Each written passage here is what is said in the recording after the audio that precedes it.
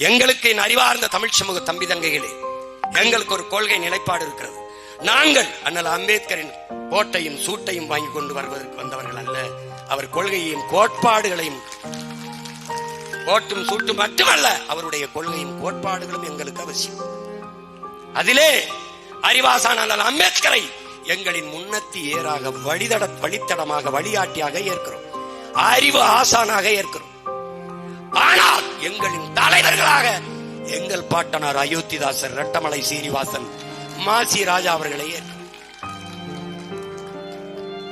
மார்க்ஸை எங்களுடைய அறிவாசானாக வழித்தடமாக வழிகாட்டியாக ஏற்கிறோம். சாக்ரட்டிஸை அப்படித்தானே இருக்கிறோம். பிளாட்டோவை, அரிஸ்டாட்டிலை அப்படித்தானே இருக்கிறோம். இங்கர்சால் ஏங்கல்ஸை அப்படித்தானே இருக்கிறோம். ஹோசிமினை அப்படித்தானே இருக்கிறோம். மாசே துங்கை அப்படித்தானே இருக்கிறோம். பிடல் காஸ்ட்ரோவை, சேகுவேராவை அப்படித்தானே இருக்கிறோம். பகத்சிங்கை அப்படித்தானே இருக்கிறோம்.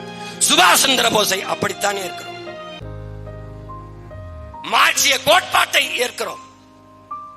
ஆனால் தலைவர்களாக எங்கள் தாத்தா சிங்காரவேலரையும் சிவானந்தத்தையும், வாழ்ந்து கொண்டிருக்கிற மனித மகான் எங்கள் அப்பா நல்லகண்ணுவைத்தான் தலைவனாக இருக்கிறோம்.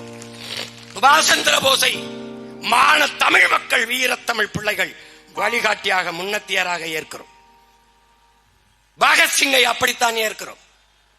ஆனால் தலைவனாக எங்கள் உயிர் தலைவன் மேதகுவே பிரபாகரன் அவர்களைத்தான் ஏற்கிறோம்.